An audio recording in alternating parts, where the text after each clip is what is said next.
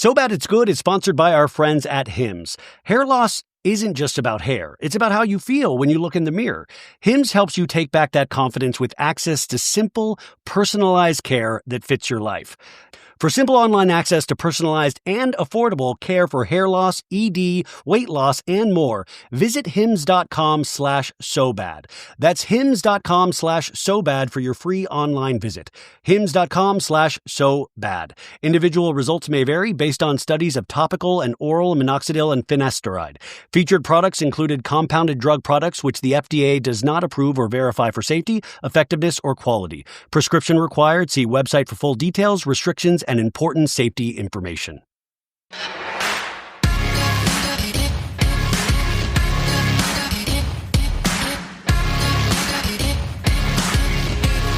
Folks, welcome to an all-new episode of So Bad It's Good. This is your pal Ryan, and this is your Thursday episode.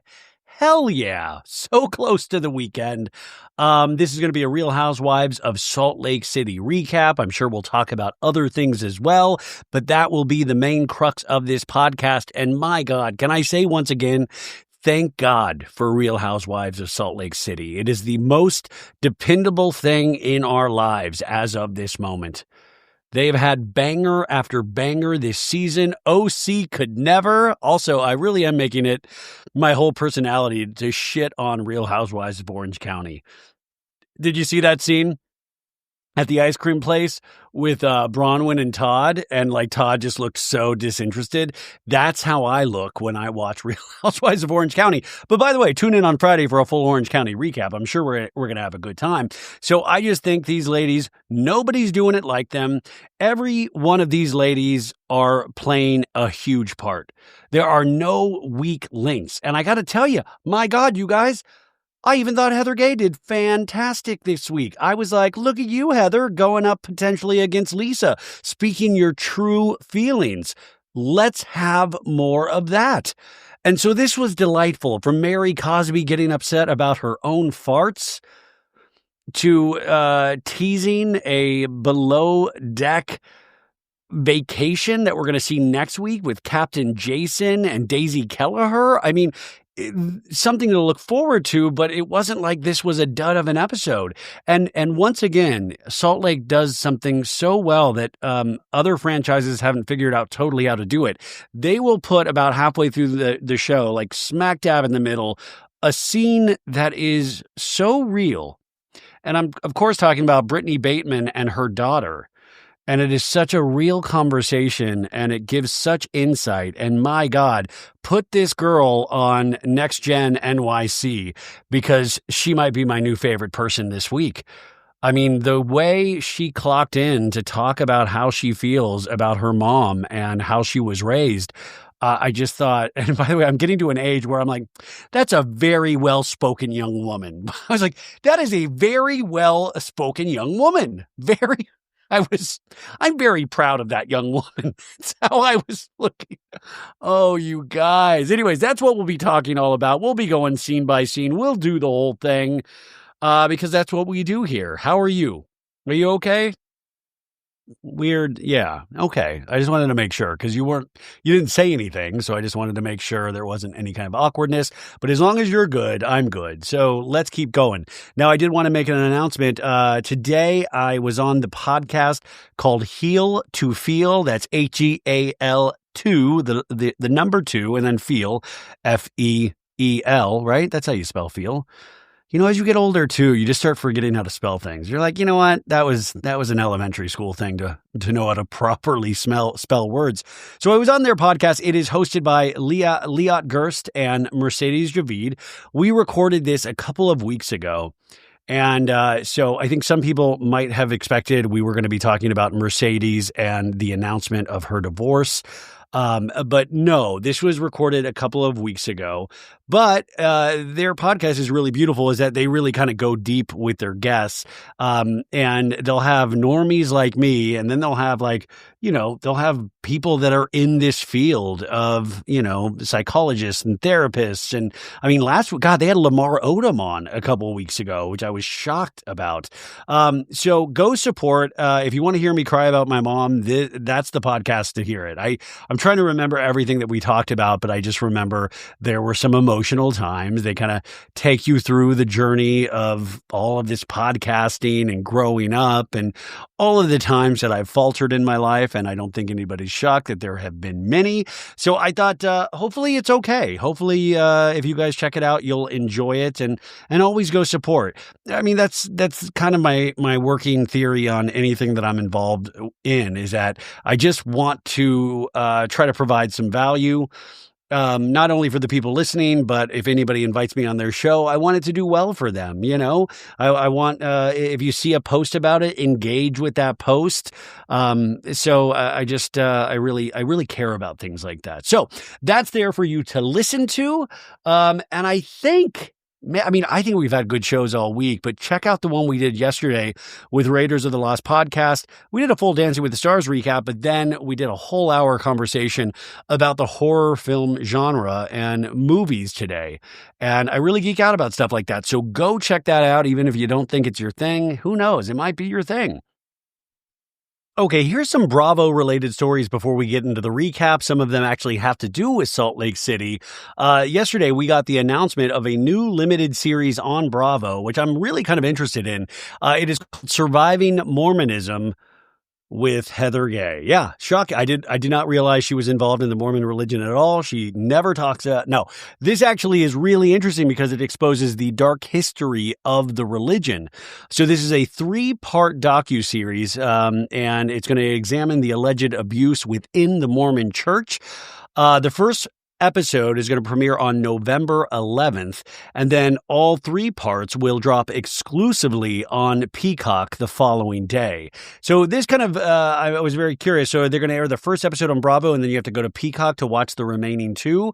It was a little unclear, but this is shot very Leah Remini in her Scientology series, and I think this is a big yet potentially necessary leap for Bravo to get into these kind of deeper docu-series about some of the issues that are brought up on the shows.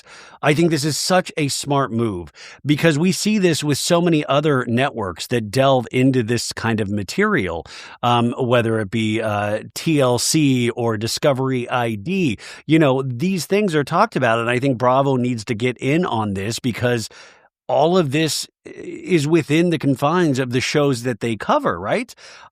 So according to the press release, each episode will follow Gay as she uncovers dark history of the church. The 3-part limited series fractures the church's seemingly perfect veneer to expose the secrets that have been kept behind closed doors. In each hour-long episode, Heather has impactful conversations with abuse survivors, ex-Mormons, and former LDS church leaders. As Heather reflects on her own departure from the church, Surviving Mormonism delves into outdated and controversial practices and empowers victims to share their experiences to bring awareness and enact change. The synopsis reads.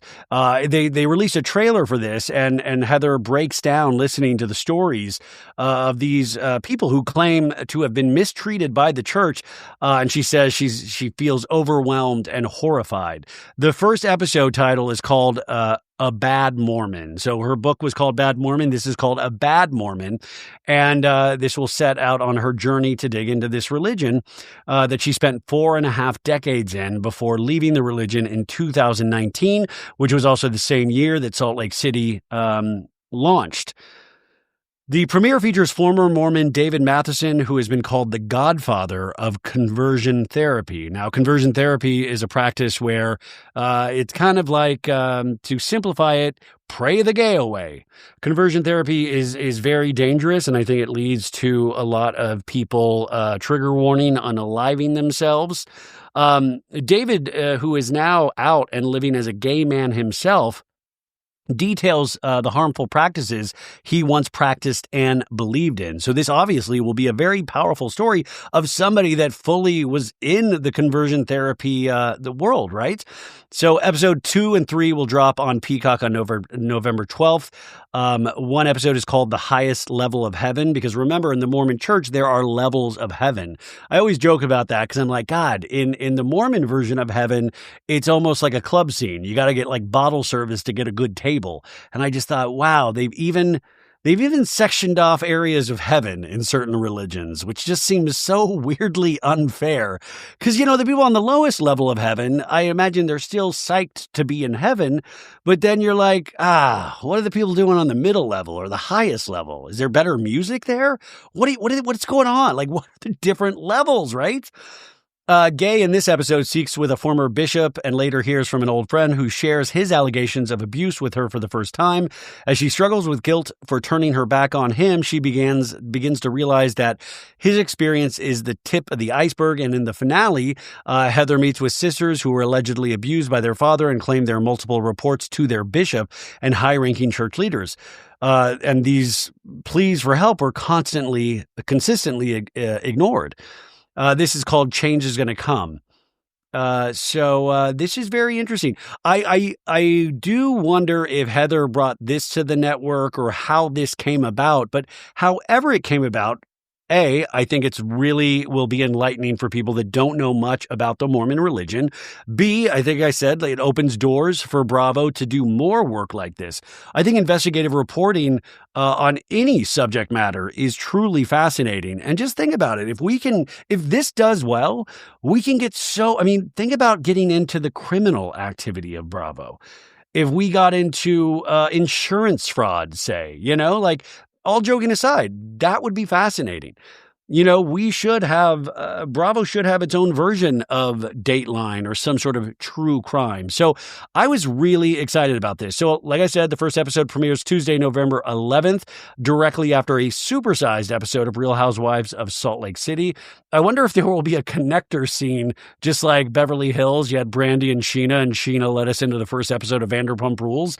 Please, God, when it's something serious like this, do not have there be a connector scene. I really hope that's not how this is handled. But overall, I think this is just a phenomenal idea, and I will be very psyched to watch this, even though I have a feeling there's going to be a lot of painful information in this.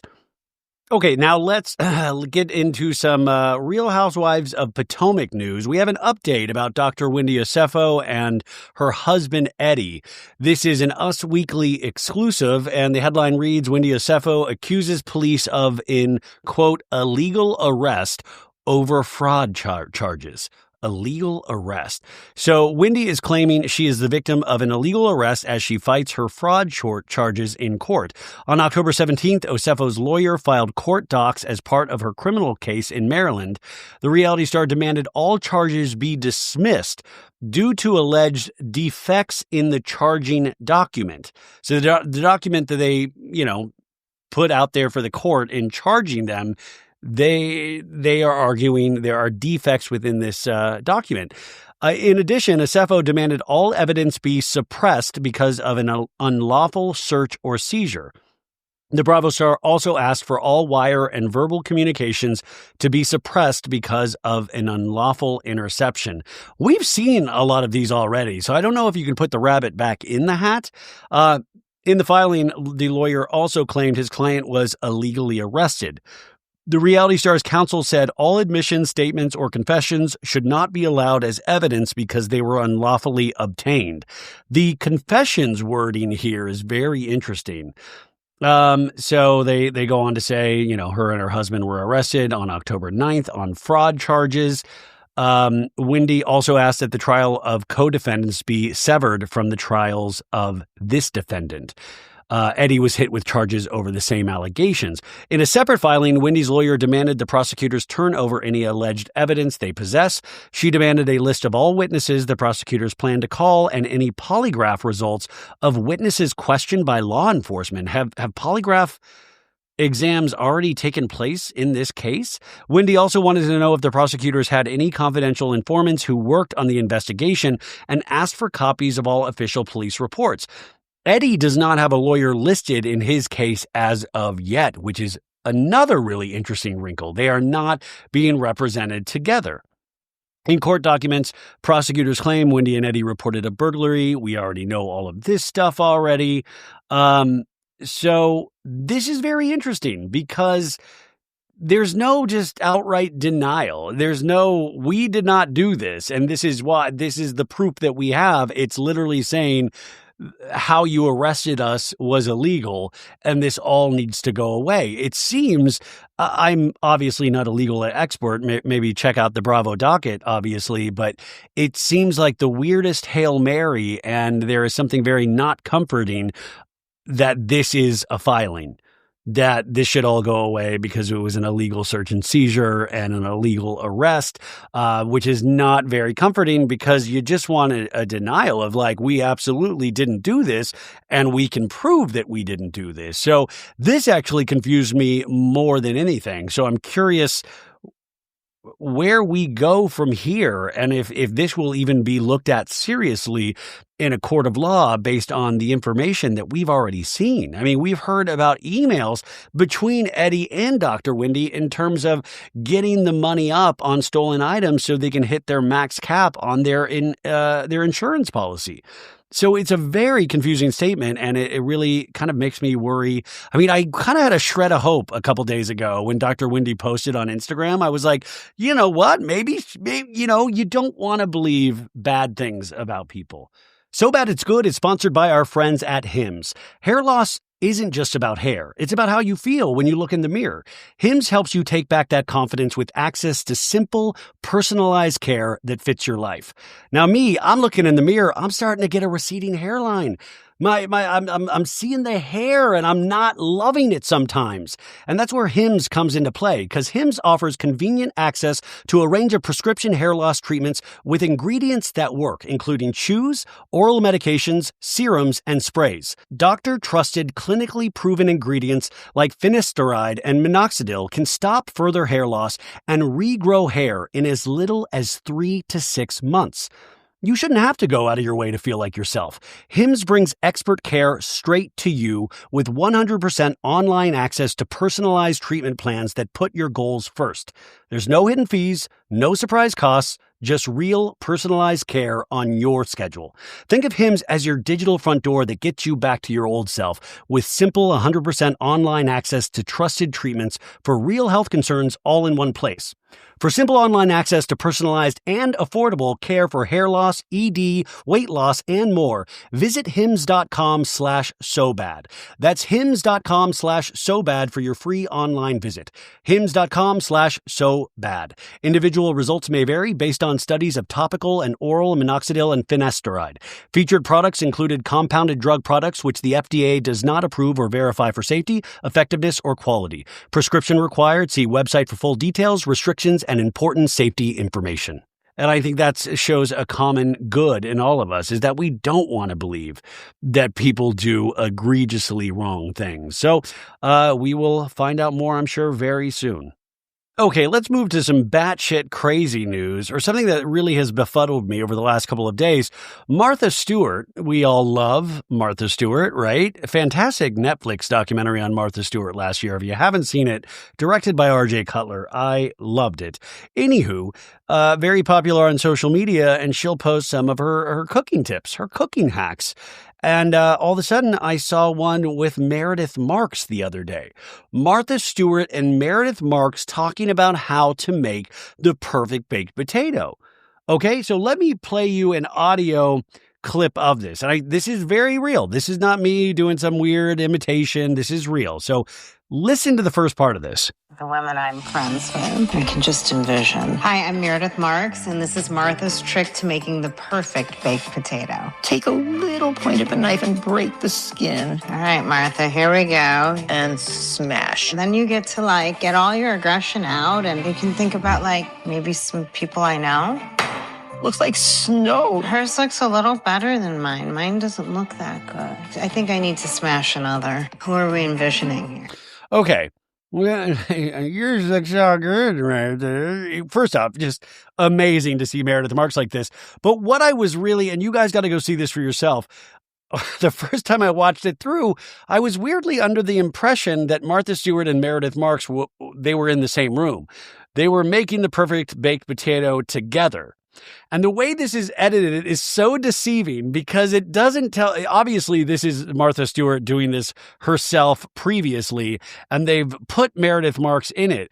but the way it's edited together is that they almost want you to believe, or I believe that they almost want us to believe that they are in the same room. And then I realized the second time through, I'm like, yo, they're not in the same room at all. So Meredith's like, that's very good, Martha. I could think of a couple of people that I want to smash. You can leave. Because I was just like, wow, how iconic. Martha Stewart and Meredith Marks in the same room.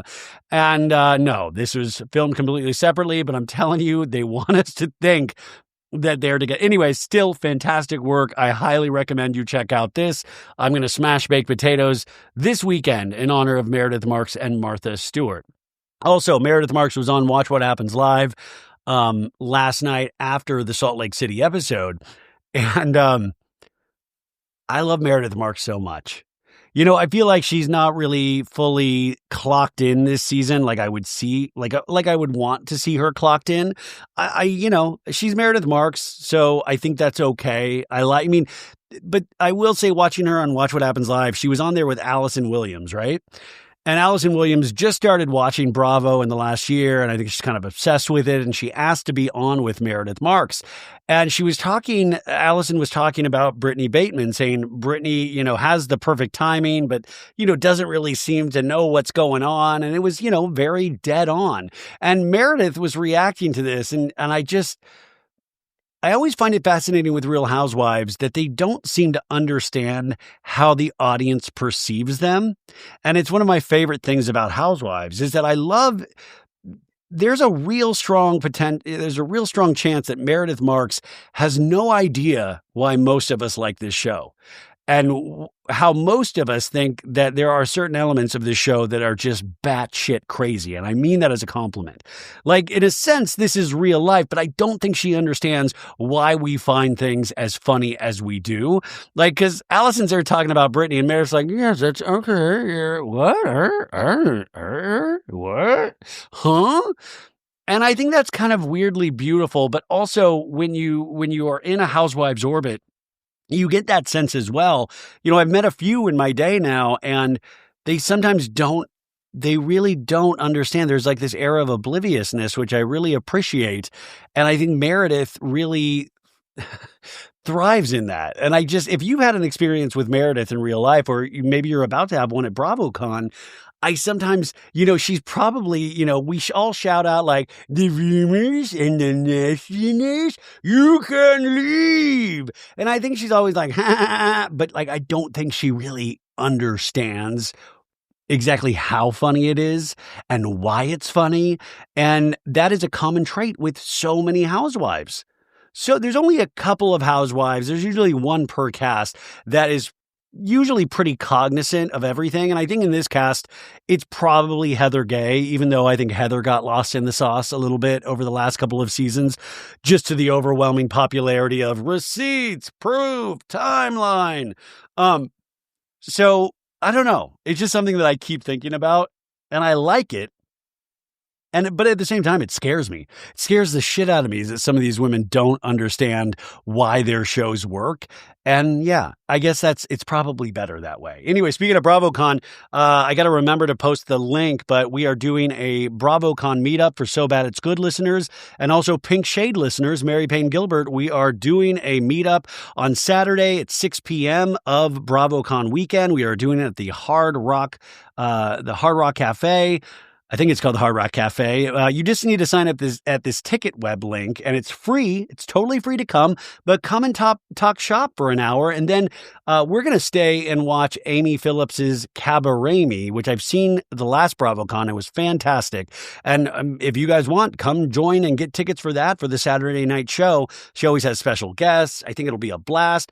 But yeah, come to the meetup. You'll have a long day of BravoCon, and then come meet up with us for an hour before whatever you have planned for that night before Sunday's finale. And Sunday, we have the Real Housewives of Salt Lake City panel, and we also have the Next Gen NYC panel, which Bravo officially announced the second season today, even though we knew already earlier this week that they had started filming, but the official announcement is there. So the Next Gen NYC panel is going to be, it's on Sunday, and the moderator or the moderators of this panel, I think you guys will flip out.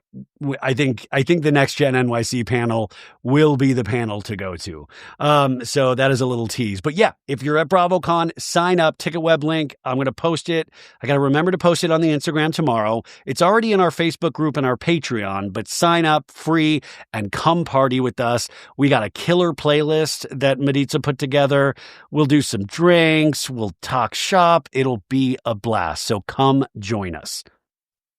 Okay, let's get into this recap. Let's have some fun. This is season 6, episode 6, and this is called Out of Gas.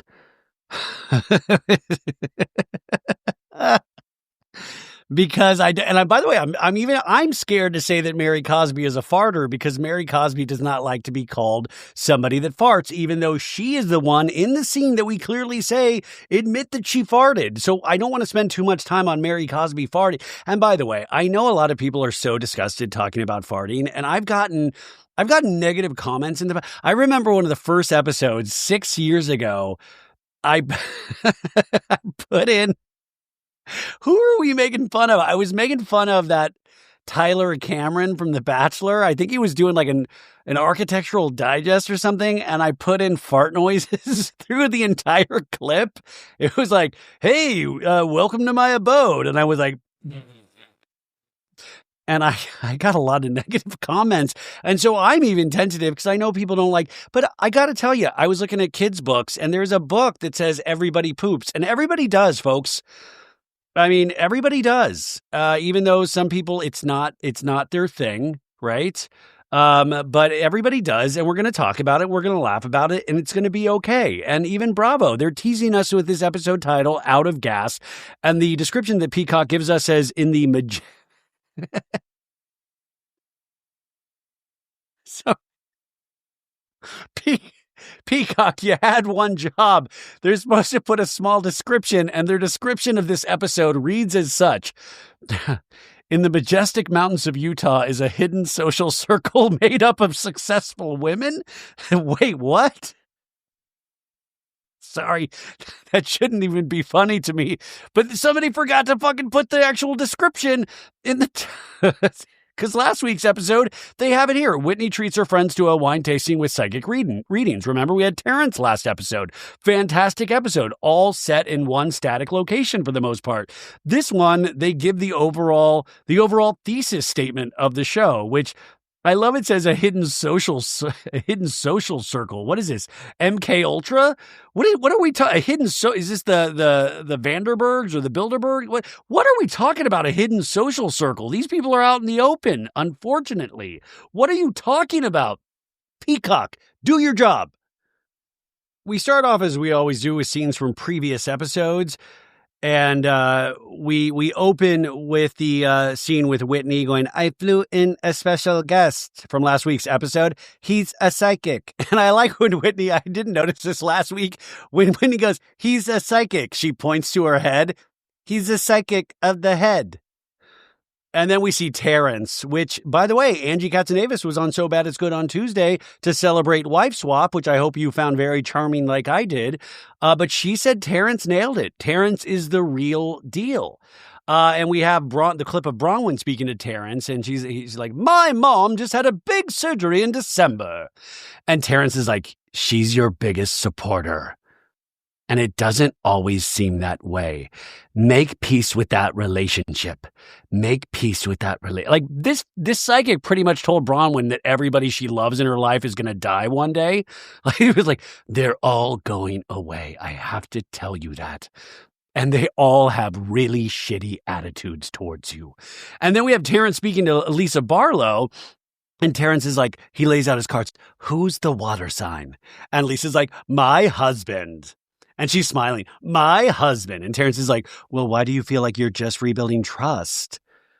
And Lisa's like, I don't know. Oh my God, Terrence. Oh my God, Terrence. Within like the first sentence, Lisa Barlow is a tough nut to crack for any of these ladies and her husband, as we find out in this episode. But Terrence, the psychic, immediately opens her up, and it's like a car wash water of emotion just pouring. I don't know, Terrence. I'm frustrated. And Terrence is like, you need to figure out how to communicate to each other again, but you're not on the same team. And Lisa was so upset she put back on her sunglasses and she's like, we're not. And then Angie K from a couple episodes ago meeting with Meredith Marks.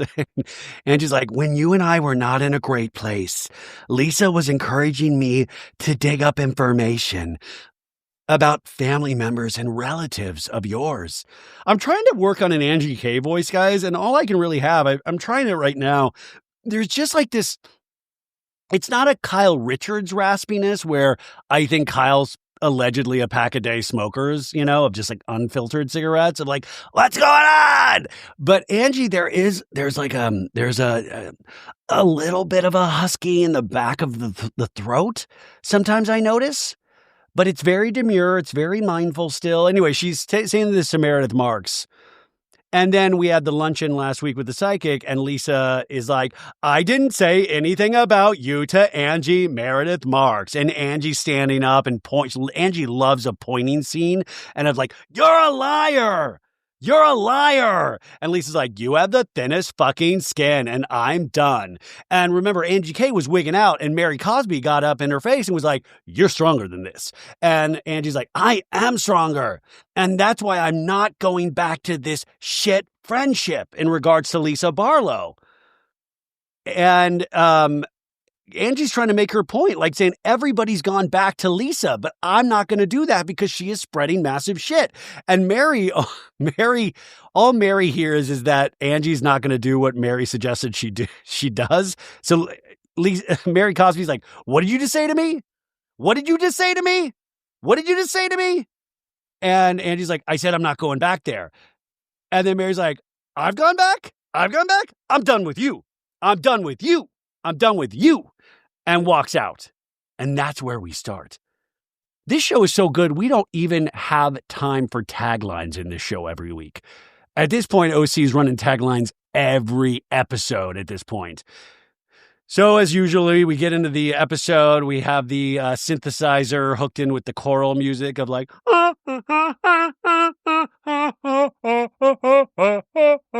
and we see some snow-capped mountains, and then we go over to Heather Gay's place, and it's a morning over at the Gay household, and she opens up her cupboard to get a coffee cup. I need a jolt in the morning. I think we all do. And then we're intercutting this with Angie Katzenavas getting up. Angie's in this beautiful pink silk jammy set. Very different than Heather Gay's house, obviously. I will say something very disturbing was Heather Gay opens a drawer in her kitchen, and it is littered with K-cups, you guys. There is no organization. It's literally like she just dumped a bunch of K-cups in this cupboard. And to tell you the truth, this is how I would do things too. Like I would just I do that, or I would just leave the K-cups out on the counter, which I get in trouble for. But she has a whole drawer where she just throws them all in, right? Very messy. And so these ladies are both pouring their coffees. Angie K has a very fancy coffee maker, and Heather Gay has, the coffee maker that I have, a Keurig, right? And Heather Gay is just staring into the distance because she doesn't have her jolt of caffeine yet. We see that her coffee cup, has a big H on it. For horses. No, it's for Heather, obviously. And so then, I got to tell you, maybe this is why I'm so critical of Heather, because I think maybe at the end of the day, I just don't want to face it. I'm like her, because Heather immediately throws the Coffee Mate creamer in there while the coffee's still pouring. She throws the Coffee Mate creamer, and then she takes out some whipped cream and she starts putting the whipped cream on it. And Angie K is doing it, just very elegant and classy. But Heather Gay is just like, how much shit can I put? She puts ketchup in there, some mustard, some relish. No, but I will say, since I started my health journey a couple months ago, I cut out my Coffee Mate sugar-free French vanilla creamer, and I still dream about it, you guys. Like, I fucking loved Coffee Mate sugar-free French vanilla creamer. It had to be sugar-free because, I was concerned about my sugar intake, but I miss it so much. And now I have some oat milk in my coffee and a stevia, and it's just not the same. I can't pretend. Now, Rebecca, she's pregnant and she can only have one cup of coffee a day. and she will spray a little whipped cream in there. And she's like, I have to have some. Let me have this. Come on. Anyways, enough about me. I will say Heather puts a lot of whipped cream in there. I don't even know if there is coffee in this cup. It's pudding by the time Heather's done with it, right? So Heather Gay FaceTimes Angie. Heather Gay, I notice, has a little whipped cream milk mustache. And so that's why we're seeing Angie K, because they're going to do a FaceTime call. And so Angie's like, Heather, what are you licking your lips? What are you, hey, chirps? Hey, chirps. And Heather goes, chirps. It's the laugh that a good, strong cup of coffee will give you in the morning, where you're like, I've got hope all of a sudden. And then Heather's like, you got me, chirps. I had whipped cream on my lip. And Angie's like, how are you, Heather? And she's like, that's what I was calling to ask you. How are you doing, babe? And Angie's like, I don't even know what to say. And Heather's like, what about Mary? What's going on with Mary? And Angie's like, I sent her a message and I asked her if she could stop by. And I just hope that she can remember what she loves about me. And I don't want to hurt her. Like, she's very sensitive. And I'm ready for like something that might be a hard conversation. You know what I mean? I mean, I was at one point closer with Lisa than I am with Mary. Now it's like, I know where things are at with Lisa, but I care where things are at with Mary, you know? And I think it's my menopause, but I seriously teared up. I was like, she cares, man. She cares about where things are with Mary, right? And I thought it's beautiful. And Angie's like, who would have thought? And Heather goes, not me. Heather's all she's thinking about is getting back into that whipped cream, right? And Angie's like, you know, with Lisa, I just feel like I've wasted time and shown a side of myself that I don't want to see and nobody else wants to see. You know what I mean? It made me feel guilty. It made me, you know, go back in time on things that I said or I did, and to know that like Lisa can hurt us and never cry about it. She's just too busy crying about how she looks and what people think. But for me, I leave there feeling a lot of guilt for the fact that I could have handled things different or better. I feel protective of every one of us that day. It wasn't just about me, Heather. It was about reoccurring takedowns. And Heather's like, I don't need her to be perfect or to be good, but I need her to listen to me and to just acknowledge something that I know that it's just, you know, a two-way street. And this is something that I was so impressed by because, listen, the buzzword with all these housewife shows, and now the housewives have found out that we say this, is conflict resolution, or wanting to work towards something. And I think this was a conversation that really shows it in motion in a good way. I thought this was kind of oddly fascinating because Angie's like, listen, I'm fessing up to everything. This is why I acted the way I did. This is, I am looking out for more people than just myself. Who knows if that's true, but it sounded real. And then I even loved Heather saying, listen, I want to talk to her about this because I want to know there is a two-way street here, right? And Angie's like, Heather, do you think she gets that? And Heather goes, I think if anyone's going to help her change, it's going to be us. You know what I mean? I don't think that, Heather. I don't think it's going to be you guys at all. What are you talking about? Heather goes, like, we know her. We love her. And we've been through it with her, you know? So we're already halfway there. The only person that I think Lisa would really, truly listen to is Jen Shaw. Wouldn't that be great? You've got a collect call from the prison. Jen Shaw. You have 10 minutes.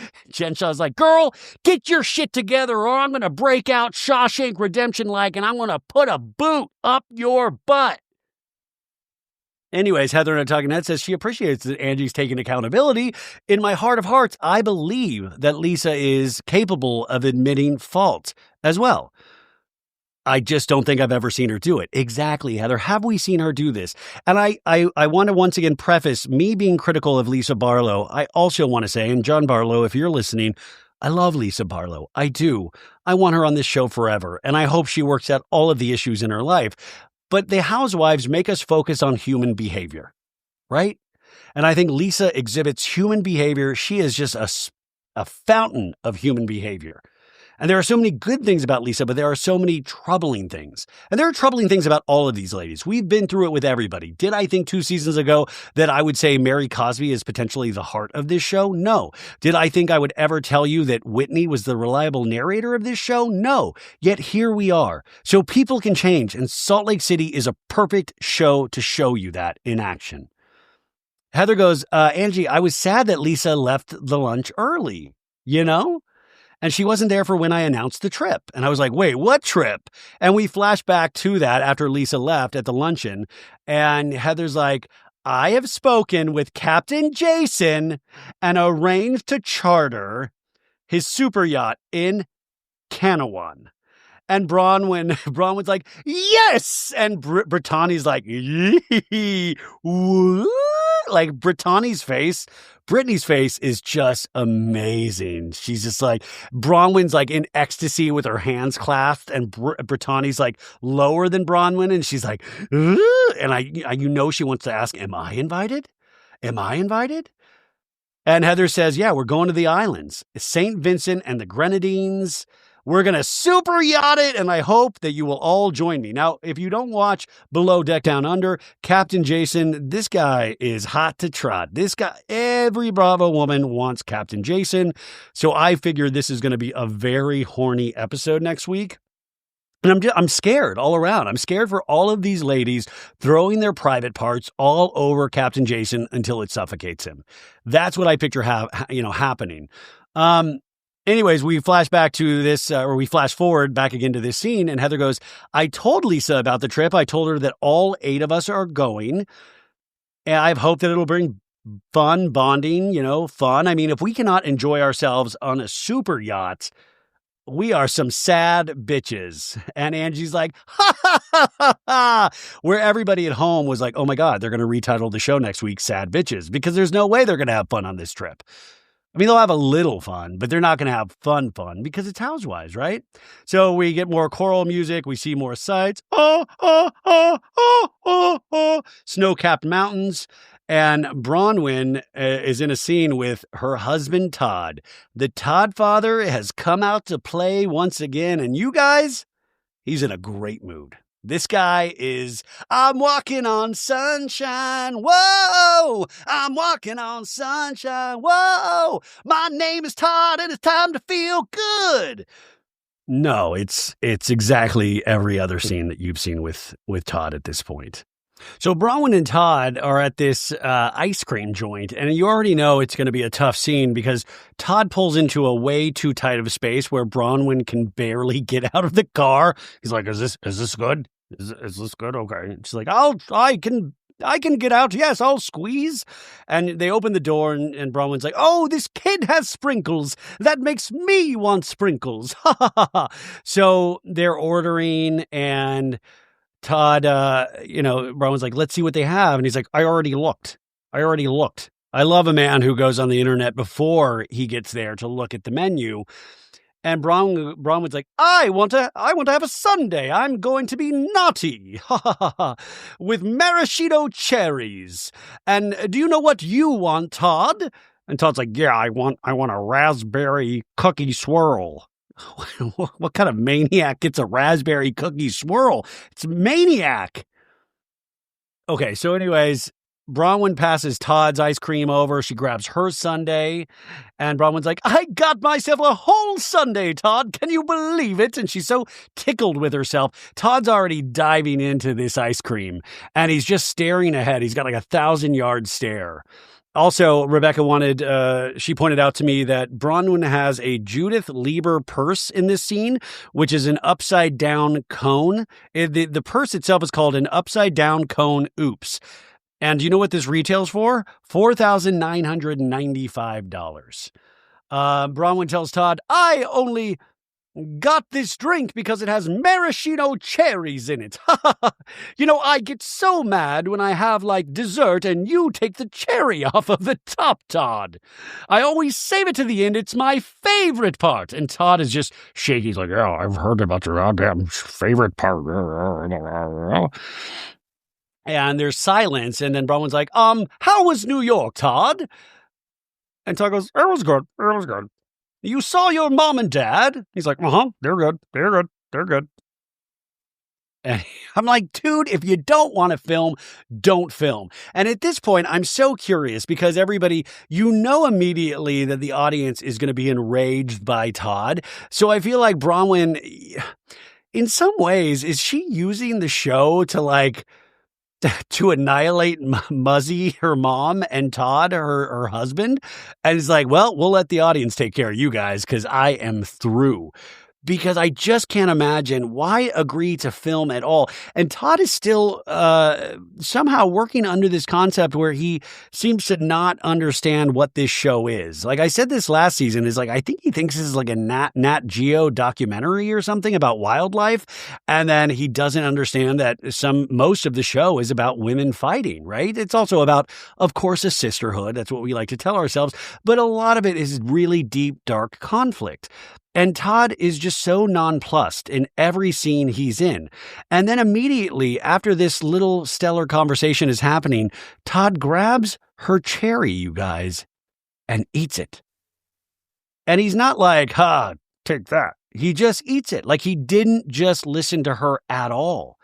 And Bronwyn is staring like, oh my God, what? And Todd immediately starts eating his raspberry cookie swirl again.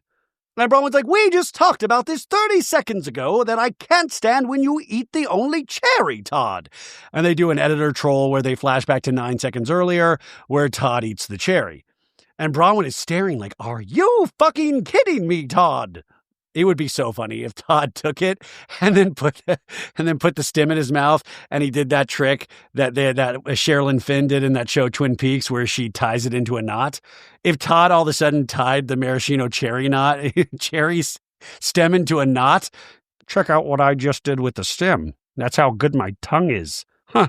Now you know why Bronwyn's with me. I'm the Todd father, damn it. Anyways, Bronwyn's like, you know what you just did. And he just kind of looks sheepishly to the left. And Bronwyn's like, I save it for the end.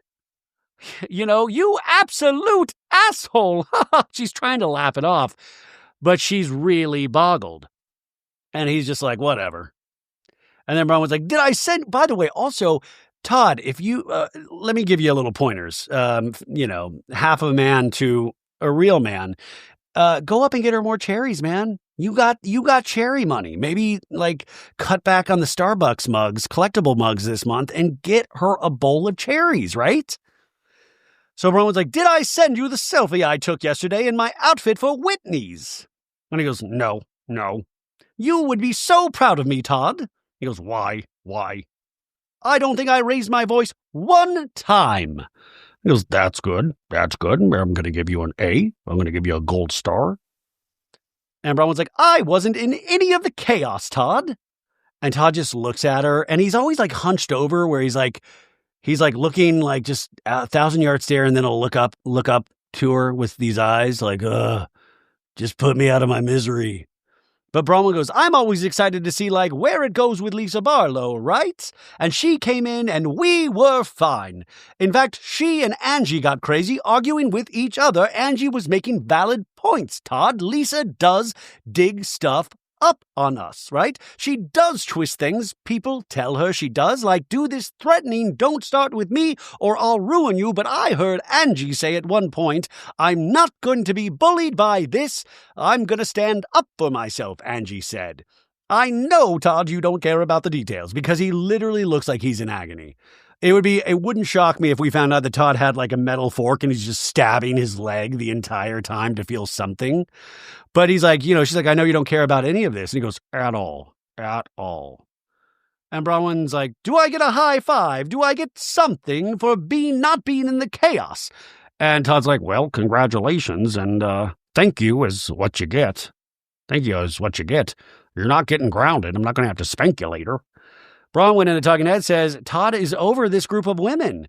In his mind, I can't keep showing up at the circus and being shocked by the clownery. She continues with Todd, I did have this moment of wobble, When Lisa and I talked last week, I was really quick to just be like, I don't want to do this anymore. We could ruin each other. And I stand by that, Todd. But you don't think I was too quick to neutralize with Lisa, right? And Todd, like, literally is just like, God damn it. God damn it. I don't give a flying fuck. Bronwyn says Todd knows me better than most people, so it's always shocking that he doesn't know why I'm still trying to be friends with these women. Yeah, you're trying to do it so you can actually earn your own money and eventually leave Todd. That's what it sometimes feels like. She says, I accepted Lisa's apology, and an apology is the kickoff to paving a new way forward. Todd doesn't need to agree for that opinion of mine to be valid. And then she's still excited around Todd, even though I don't know, like, read the room. This man is not loving this. Bronwyn's like, oh, this is the best part. Whitney had a psychic come out from New York. A psychic from New York. And Todd's like, well, what did he tell you? Well, he started with my mom first, which I do have a working theory, folks. I posted this on Instagram. Just go with me here. We've never seen Muzzy and Todd in the same scene.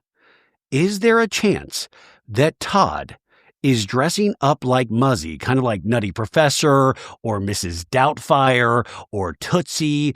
And I mean, because what are the chances that these people both have the same negative opinion of Bronwyn? They both are just so quick to read her for filth, just with their attitudes and their negativity. I think Todd is dressing up in very fancy prosthetics. Think about it. He can afford them. We've never seen him in the same room. And, hello, it's very Mrs. Doubtfire. I know that this logically doesn't probably add up in so many ways, but or I guess the realistic part of this is that, maybe Bronwyn seeks out people that she knows disapprove of her because she is seeking the love, or she is trying to seek the love she wishes she had from her mother with Todd, and maybe I can make it right this time, and she still hasn't been able to do it. It's a fascinating relationship, but I do think Todd is Muzzy.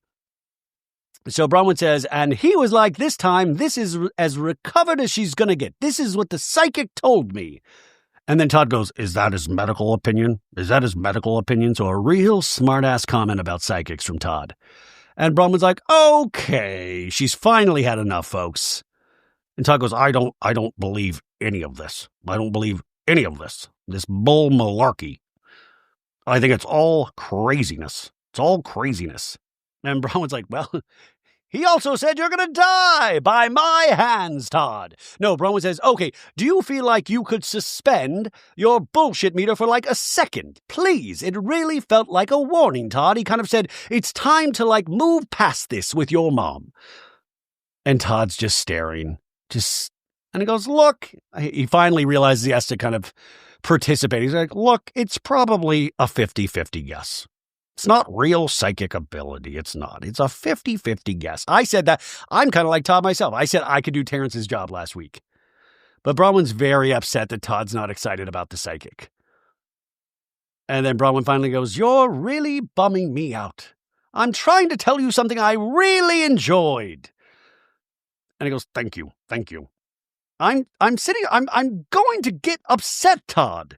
And then Todd laughs. He's like, I'm sitting here trying to have ice cream with you, Todd. I'm trying to tell you something that was funny about painful relationships and a psychic. And she looks very flustered. And she almost starts crying. And she goes, you know how I feel when people misunderstand me. I shouldn't have to feel misunderstood with you, too. Like I shouldn't have to beg you to think this is interesting. It is kind of funny, though, because at the end of the day, this dude is a businessman. He's been a businessman his whole life. These guys, I've been around a couple actual businessmen, not influencers, businessmen. And they all are, the ones I've met are all like Todd. This dude is probably thinking about ways to make money and, finances in his head. And yeah, he probably gets tired of things of like, well, how did you think it was going to fucking go? Every time you're with these ladies, you come home in tears. I'm tired of it. I want to know how Todd treats the crew. Like, are the people that film Salt Lake, are they scared of Todd as much as we're potentially scared of Todd? Like, do they love Todd, or are they like, honey, I just got home from work and it was just a real hard day. I had to film a scene with Bronwyn and Todd, and he was just staring off into the distance. Sometimes I think he can see within my soul, and it just really scares me, right? So Todd takes in this little outburst from Bronwyn. Bronwyn in a talking head says, I'm very accepting that Todd is less emotional. Less emotional? That's very kind for you to assume there are emotions, right? But Bronwyn says, and I would love to feel the acceptance when I'm more emotional than he is. And so Bronwyn and Todd are just in a stare-off. She continues, I'd love to get to a point where I don't have to get this upset for him to notice it. But it's a process. She tells him, I'm not telling you he gave me numbers and I converted our life savings into a lottery ticket. Yeah, because I don't think he did the number thing. If he did, would you have done that?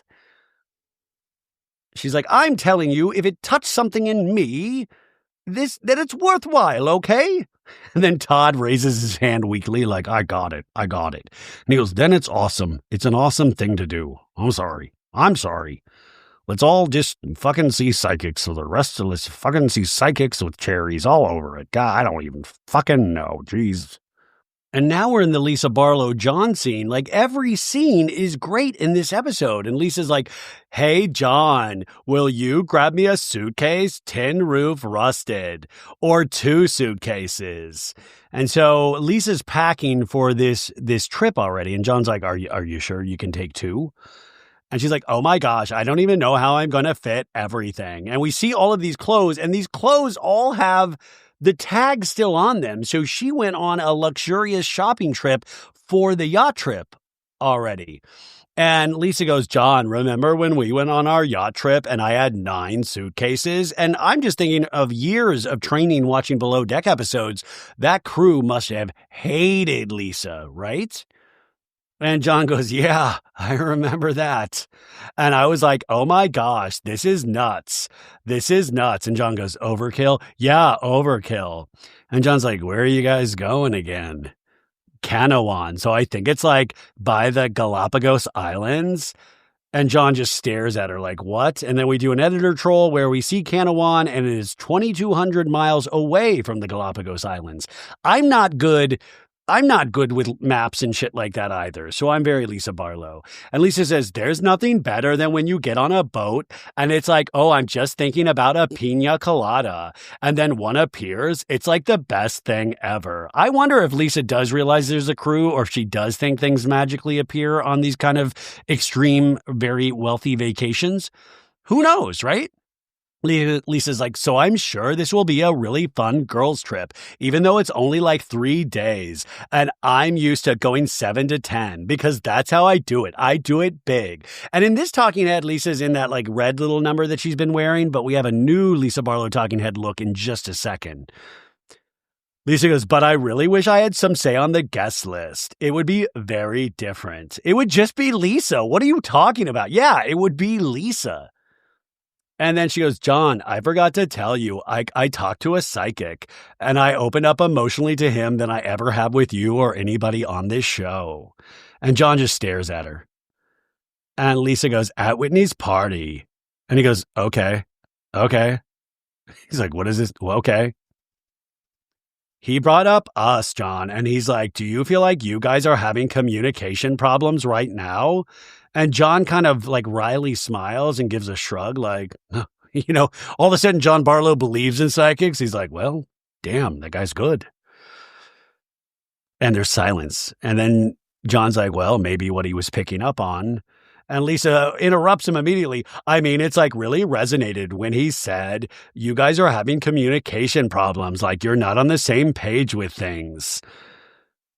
And John's like, well, so what did you, John's like, I'm not used to you talking to me. How did you feel when he was telling you that? And Lisa just stares. And he goes, there's a part of me that's like, yeah, it's true. So basically, Terrence, my new husband, the psychic. No. They're just staring at each other. It's so awkward. I've never seen this kind of awkwardness between my parents, Lisa and John Barlow. And Lisa in a talking head says, there's not a specific catalyst for this. And this is where we get the new talking head look, you guys. All of a sudden, if you tuned in at this exact moment, you would be like, yeehaw! Oh my God, there's a new season of Yellowstone, because who is this lady in a black cowboy hat? Kyle Richards is like, what the fuck? You stole my whole bit! oh my God, please, if you say you got that from Kimosabi, I'm coming over to Salt Lake and I'm going to wring your neck and I'm bringing Morgan with me. Hey, it's me, Morgan Wade. Why are you stealing my special friend's look? Lisa goes, it's been going on since we got married. And it's because there's blurred lines between business, family, and marriage. Like, I manage the entire house, plus I work. I feel like we're on different pages, John, she tells him. Sometimes I think, we go back and forth talking head to real conversation. Sometimes I just think that I'm taken for granted, like where it's normal, but like I'm exhausted sometimes. Like, I'm just fucking exhausted sometimes. And she starts crying. So Lisa will open up to a talking head camera and to a psychic. What can we derive from both of those clues? Also, she says she takes care of the house on top of all the work, but we do know, like, she's not in there cooking meals. You know, she's out there. She gets all her meals from the fast food that we've seen. But she does, I mean, in her defense, she does go to like 3 different fast food places for each one of her kids and her husband and herself. So that is a lot of work to manage. Lisa goes, these are the moments when, like, I'll go and sit in my car and cry to my dad and just be like, I'm just having a tough day. Those are the conversations I have with my dad, you know? And not John. And she's like, has a tissue and she's like dabbing her eyes in this talking head. And first off, my first thought was, we got to get Lisa's dad on camera. Like ASAP. Are you kidding me? I need so desperately to see a scene between Lisa and her dad. I don't care if it's on FaceTime. I don't care. I need to see it. Because it would be like, oh my God, Dad, I'm having such a tough day. And her dad's like, oh my God, Lisa, tell me everything. Like, I want to know everything about Lisa Barlow's family. But it's weird to see a crack in their relationship. Now, do I think they're headed for Splitsville? Hell no. I think they are a very strong family. I do. And John goes, well, we aren't on the same page because I don't think you want to hear what I have to say. And he's laughing because you're already in your head thinking that you're right. And she's staring at him, but I don't know if she heard him just then. And then Lisa goes, when the other day you said to me, hey, you could listen to me just to show me that what I say matters. So she's saying that John came to her and said, you could listen to me because I don't feel like what I say matters. Like, that is shocking to me. And Lisa goes, it's like, I think there's like some truth to what you said, but I just don't think it's just me. And John just kind of shrugs it off like, really? Like, I say certain things and then it's just like checked out, you know? It's not just one-sided. And then John goes, so is that a me thing or a you thing?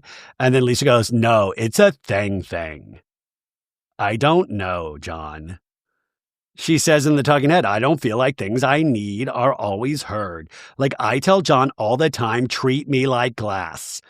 I know, like, I can be a fucking bulldog, but my feelings can get hurt. And like, you can shatter me. And I think that's like where I feel like I get missed. And I think that's when you're on different pages. And I think that frustrates me. Oh my God, guys, she said it again. And I will tell you, the closed captioning people, I see what you're doing. You're trying to protect Lisa Barlow because you wrote out frustrates, but she clearly says frustrates. She always takes the R out of frustrates. It frustrates. And I think that frustrates me. And she's like really opening up. And I hate that I have to take the time out to go, oh my God, she didn't say frustrates again. She said frustrates. And I'm like, now it's becoming a thing. Now it's a thing. And we're all talking about it. Maybe it's just me, but I think we've all know. I was on Threads the other day and I noticed other people were mentioning the frustrates. And I want to know where that derives from too. Who taught Lisa how to say frustrates? Is that her dad? Is that a conversation where he's going to be like, oh my God, Lisa, you sound like you are frustrated right now. I am, Dad. I'm very frustrated. But I shouldn't be paying attention to these little slip-ups, but they happen every week. It's like her favorite word. If it's your favorite word, know how to say it correctly. She tells John, we've been together a long time and nothing's perfect. And then John goes, well, everything you do is perfect. Ooh, John, you're being a little sassy. I don't know if Lisa's going to love this. And then John goes, it's just me. It's just me. Dude, you're not sleeping in that house tonight. It was a super awkward scene, folks. I've not really seen them like this. Prayers for John Barlow. Put some good energy out. So now we're back over at Angie Katsunavis's. She's taking out the grapes. She's got some olives. She's putting the charcutes together, a little charcuterie tray. And then we see Mary Cosby getting out of her car, fantastically dressed. She's got a nice, beautiful handbag. And she's almost blown over by the Salt Lake City wind. And Mary's like, oh, this is dangerous. Oh, my gosh, it's blowing me away. Could you imagine if you're in Salt Lake City and all of a sudden a gust of wind pops by and Mary Cosby is in that gust of wind? Oh, my God. So I'm very nervous for this scene because these two, I love them so much and I love their friendship and I want everything to be okay. And Angie wants everything to be okay. And Angie opens the door. Hi, Mary. And she's like, hi. You decided to open the door for me this time, Mary says. I usually have to let myself in because you're too busy to get the door. Thank you for getting the door. Mary says, I didn't know. Now it's all coming out. Mary, you don't listen to me and you never open the door for me. How dare you? And then Angie goes, Mary, I bought you your favorite drink. It's a Four Loko. No. It's like one of those Tease, and Angie's like, well, they didn't have the ones with no sugar, and Mary looks at the back of the ingredients, because Mary, she takes care of herself, and Mary's like, hey, there's like 7 cups of sugar in here. Don't drink that, even for yourself.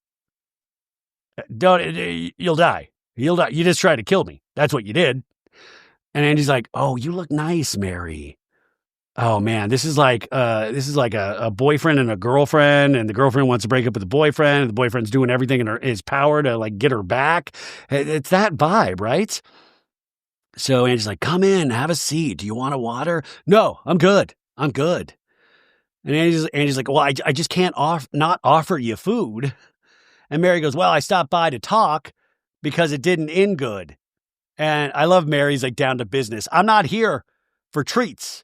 I'm here to get down to business. Let's get into the scene. I'm here because of the other day. But Angie's still putting out snacks. Just putting some snacks out for you, Mary. Angie says she feels like she's in the principal's office. And she says she knows what that feels like because she was a regular. Angie was a bad girl in high school. But she says this time I'm actually feeling a little bit scared. And so now they're staring at each other right across from the table. And Angie goes, I'm going to start with, I'm sorry. That's a great start. And Mary just looks at her. And Angie's like, I know that you wanted to calm me down. I know you were trying to help me, Mary. It's hard for me to allow someone to bully me and not respond. And Mary looks at her and kind of gives a like, yeah, but Mary, this is bully on the playground. That's what it's like. And Mary goes, that you're becoming. Like you're becoming the bully on the playground. Yeah, you don't want to turn into the proverbial Darth Vader, Angie. You don't want to turn into what you say you're fighting against. And Angie goes, but Mary, I'm responding. I'm not bullying her. I'm responding. And Mary gives another one of her Mary looks like, that's not what I saw. And Mary goes, yeah, but you get so angry that you can't even focus and you don't even hear people. We're in a sisterhood and I can't even get you to calm down? Then what am I there for? Which I thought was a really beautiful sentiment because that's how serious Mary does take this friendship. First off, she invoked the word sisterhood, and usually I laugh at that, but I'll allow Mary Cosby to say that. I believe that she believes in it. And then it's like, I'm there, I take this friendship seriously, and my job as a friend is to be able to show you the right way and to calm you down. And if I can't do that, what is this then? Right? And Mary goes, how are you allowing someone to get you that mad? To the point it's affecting our sisterhood. That's where the problem is. You get so caught up, Angie, into something that's so not important that I don't even exist. And then I'm like, Angie. You launched out at me as if I was your enemy. And then Angie goes, I was frustrated with the whole table. My God, if she says frustrated the right way, you guys, and I would have loved it if she turned to camera like Jim Halpert in The Office and just gave a wink like, I can say it right. And then Mary goes, you're supposed to be my sister. And the closed captioning writes it as S-I-S-T-E-R, but Mary says it as S-I-S-T-A, which I think is even better than sister. If you're a sister, like that, I think is a bigger compliment, right? But Mary's like, you're supposed to be my sister, okay? But you're not. And Angie goes, I am your sister. She goes, no, you're not. Find another one, okay? And Angie's like, oh, wow. Cut to commercial. We come back and Angie's like, I don't want to walk on eggshells around you, and I don't want to feel like you're mad at me for me being me. And Mary goes, but you're different lately. And Angie takes this in. In a talking head, Mary's like, Angie's like patient, kind, sweet. She's easygoing. She's cool. Lately, she's trying to throw a tantrum. It's a trigger for me, Mary says. As a person, you don't evolve by attacking other people. It's almost like you're going backwards. I feel like she doesn't see herself right now. And that's a darkness that I don't want to be around, Mary says. She tells Angie, you're just in a space that I don't know who you are. And you're a little bit mean. Like when you made fun of my fart. Here we go, folks. I did not see that coming. You're a little bit mean.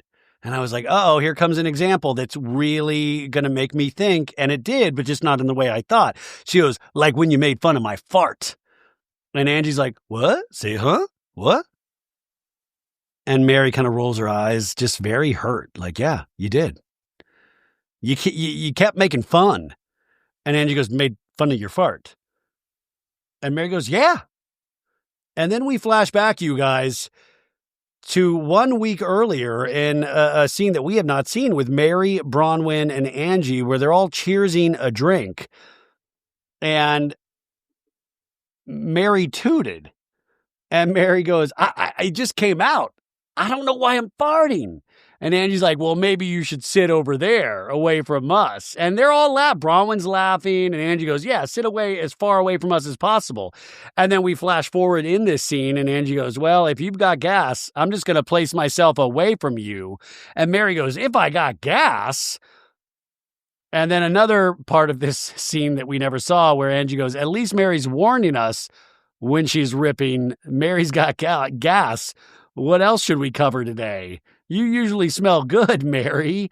And I will say Angie K's dog is right next to Mary. And then Mary goes, well, you're upsetting me because you're going to say it 100 times. And Angie goes, no, I'm done. And Mary goes, well, let's not hear it anymore.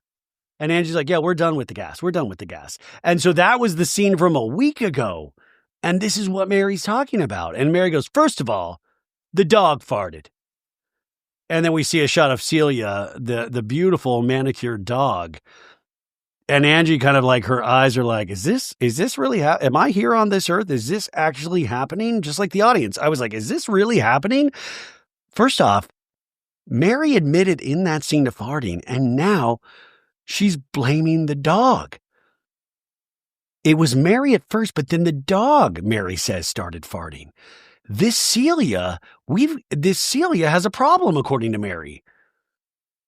And Mary keeps going. Yeah, you said, come on, Bronwyn, we better sit over here because Mary's got gas. And then your dog farts and smells the whole house up. And then you blamed it like it was my fart. Like, first of all, I eat healthy. My farts don't come out like that. The Lord does not have Mary Cosby's farts come out smelling like that. Mary goes, we should know the fart between my fart and a dog fart. And then you're like, oh my God, Mary, is that you? And then you're laughing. I'm like, enough. I got it. Next, I won't tell you when I fart. It's going to be silent but deadly. How about that? And Angie, she puts the tips of her fingers up to her nose, kind of like Mary Catherine Gallagher in Superstar on SNL, when she's like, when I get nervous, I put my hands under my armpits and then I sniff them like this. But Angie is so hard trying not to laugh. She's trying to keep her composure. And that's also what I love about this relationship, is that it's very serious, but at the same time, Angie does get such a kick out of Mary. Like, she really does respect her. She really does, but at the same time also realizes Mary's a special egg. She's unique, right? And Angie goes, but Mary keeps going. Mary's like if you farted and I smelled, I would never make fun of you, Angie K. If you ripped one, I would never do that. That's the kind of sisterhood we have, where if you fart, that is in the vault. That is a locked fart in my book. And if you don't even know if I smelled your fart before, Mary says. Maybe I have, but I would never talk about it. But it make fun, but you didn't smell my fart. I'm already seeing a bad thing go down at the reunion where Andy's like, Mary, any farts lately? And then just Mary storms off. Angie goes, Mary, I didn't smell your fart. I love the seriousness in which we even take a fart scene. Angie's like, no, I didn't smell your fart, Mary, but you acknowledged that you farted. So I said, why don't you sit over? And Mary goes, I said I had gas. It's very different than a fart. I said I had gas. I was offended by it. Okay? And Angie goes, I appreciate you. And she reaches out her hand towards Mary, and Mary lurches back. And she's like, give me your hand, Mary. And Mary goes, we're not ready. We are not there for the hand holding yet. And Angie goes, no, we are. I'm ready. And Mary goes, hold on. I don't want to lose you, but you have to understand me too. I pull back in certain situations when I feel a level of disrespect. And I feel like you've reached those places with me more than I can handle. I mean, in a sense, you guys, I know it sounds silly, but it's like the friendship they had, Mary was so comfortable that she did fart in front of Angie K. And that's beautiful.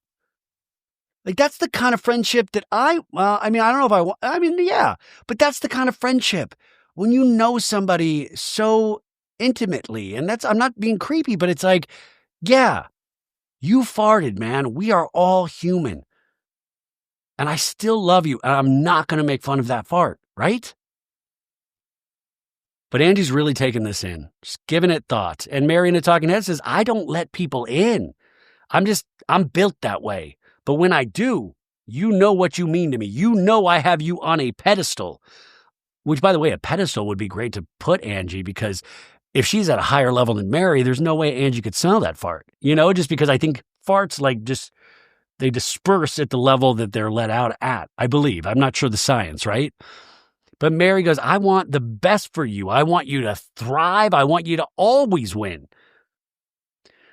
And she starts tearing up in her talking head. These ladies, man, they are a live wire. Each one of these ladies tearing up in their talking heads. And Mary goes, sorry, I don't even know why I'm crying. You know what we need to do? We need to get the Todd father in front of a talking head, because I feel like the talking head, it encourages tears, and maybe we can get Todd to open up that way. Anyways, Mary says, I'm the type, when I have love, I have real love. I really, really love you. And you don't love me back? I could turn around and never look back. I will unmemorize your existence. Oh my God, that is brilliant. I will unmemorize your existence. And when she turns back from you, she's going to let it rip. That's right. She tells Angie, I live my life with a guard up because I have been dogged. I don't have this often. This comes every 20 years in my life. I get a friend who I love. I feel secure. I feel like I trust you. I can talk to you. I can tell you stuff I don't tell people. Angie goes, I'm acknowledging, Mary, that you do exist in my heart. You exist in my mind. I remember what you say. I think of it. I learn from you. You're my person and I'm yours, and you know it. And Mary goes, I didn't come here to cry. I came here to tell you off. And Angie goes, I know, and smiles. And she's holding Mary's hand now. And Mary goes, deep down, I don't think I could live my life on with that. Guys, I shit you not, I'm tearing up. I'm literally tearing up. I'm not.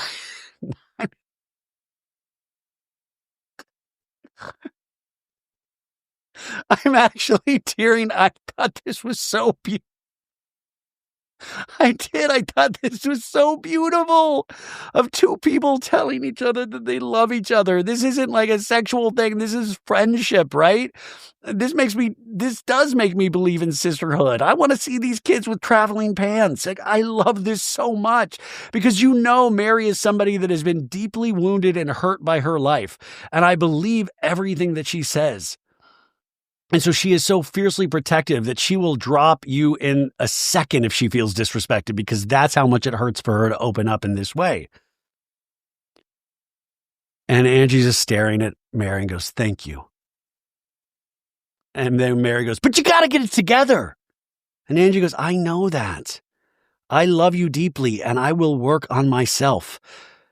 Get over here, Mary. And Mary goes, oh, Lord.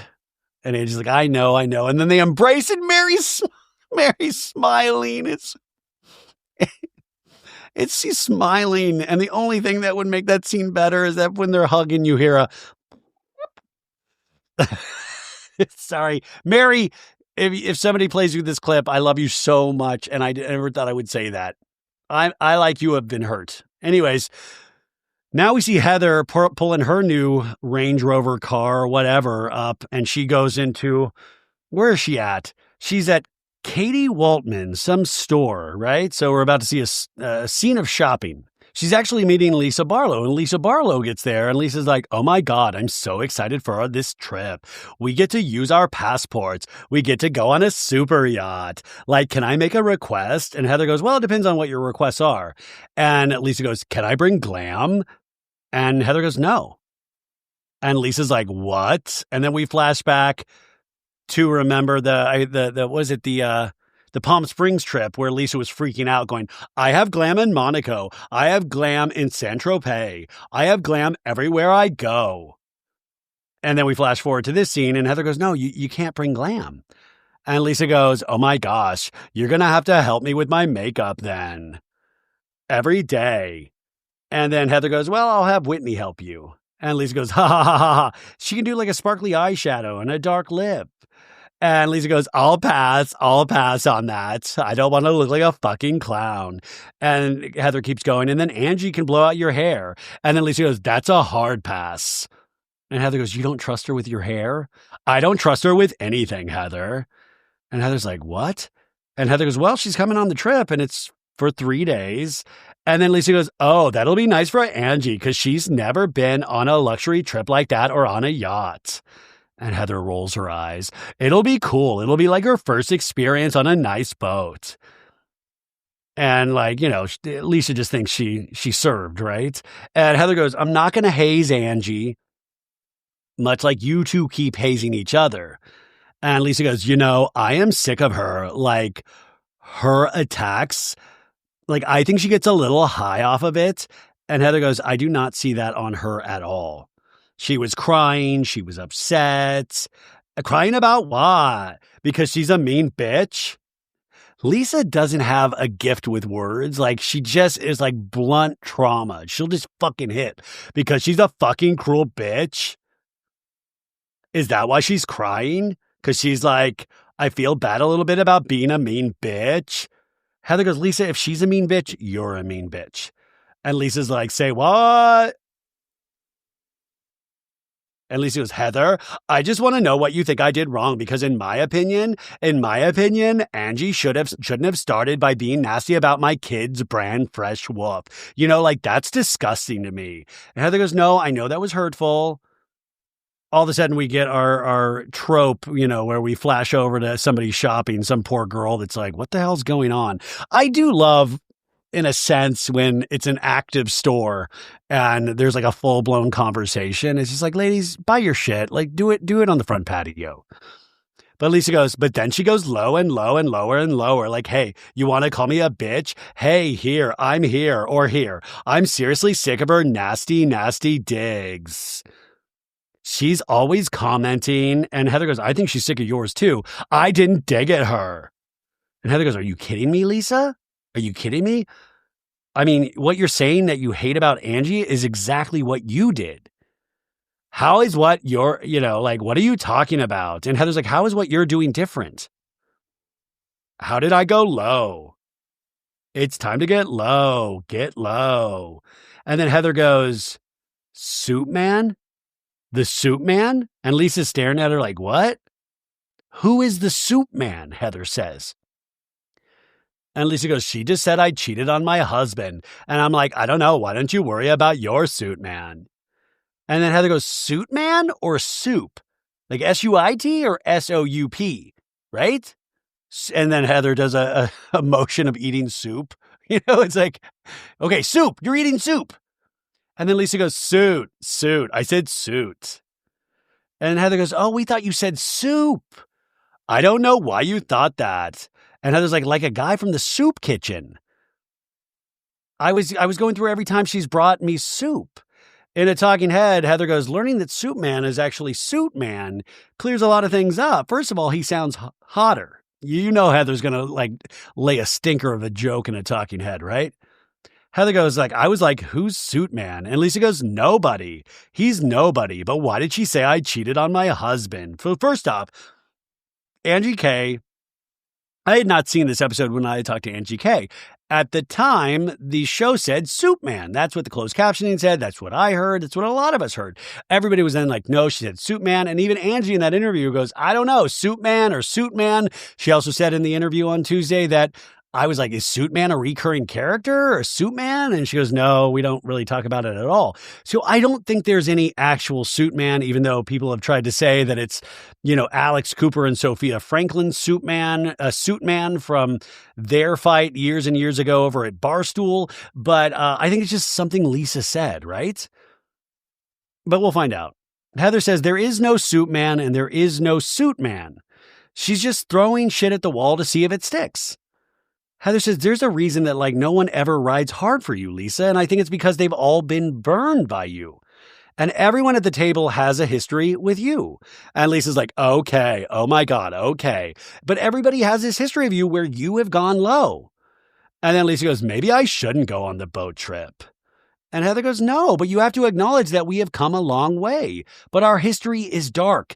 It is. I almost thought Heather was, our history is dark, not unlike the Mormon Church, the LDS, in my new series, Surviving Mormon. No. But now Lisa, she puts on her glasses. Lisa's upset when she puts back on her sunglasses. And Lisa's like, you know what? You should talk to Angie about it. She would be more than willing to talk to you about it. And she's starting to tear up. And Heather's like, I have talked to her about it. And Lisa's frustrated and just going through clothes, very sad. And Heather goes, Lisa, you don't listen. You don't need to get upset. And Lisa's like, I really did not think I was coming here for this today. I thought I was coming here for fall fashions. And Heather goes, listen, what am I even saying to you other than we have history? And Lisa's like, I'm just as low. And Heather's like, yeah, you cannot sit here and expect me to let you diss her and say that she does all these horrible things and not look at you and say you do them too. What you two are doing has no end point. And Lisa goes, stop talking, Heather. Good time girl. Stop talking about me and I won't have anything to say about her. Don't count my money. I don't count yours. It's not that hard to count. I can count her money. It would be really fucking easy. I can count to 10. 1, 2, 3, 4, 5, 6, 7, 8, 9, 10. $10. That's what Angie has. Heather goes, okay, when you say something I could count her money, it'd be really fucking easy. You might as well be fucking counting her money. Because you're not saying it in a way that makes you cooler or kinder. You're saying exactly low what she would say. And Lisa's like, but why can she start it? And then no one's allowed to say anything back to her. In a talking head, Lisa goes, oh my gosh, the nerve of her to say this right now. It's like, Heather, you're fucking blind and deaf. Because clearly you don't see all the times everybody's coming for me nonstop and it started with you. And then we flash back to 5 years earlier when Heather's like, Lisa, how can you say all I know of Heather is that she was the good time girl that flashed her boobs?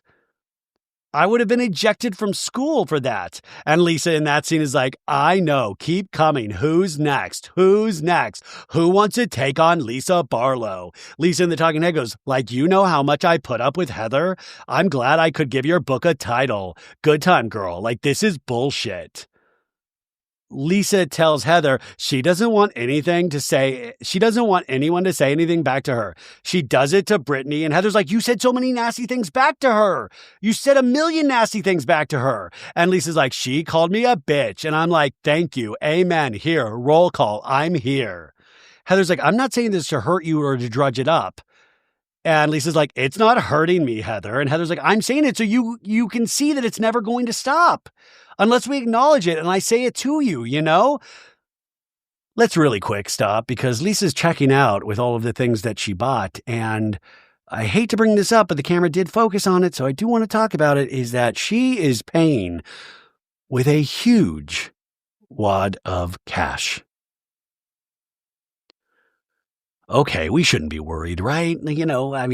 Huge wads of cash on Housewives shows. It's never proven to be anything weird. Real Housewives of New Jersey, first season, Teresa's paying thousands and thousands of dollars all in cash. Remember, buying furniture? We've never had anything happen. I'm saying, Lisa, be very careful in these scenes. I know this is all cash that you've earned totally legally, so just the camera focused on it, so just know it's part of the discourse, okay? But Lisa goes, I can move forward. I don't think she can. And then she's tapping the big wad of bills on the desk. I'm like, stop with the money. Heather goes, I've heard her and she's not wrong, And Lisa's like, I think she's wrong. And Heather goes, we all feel bullied a little bit by that stuff. You're a risky fucking friend, Lisa.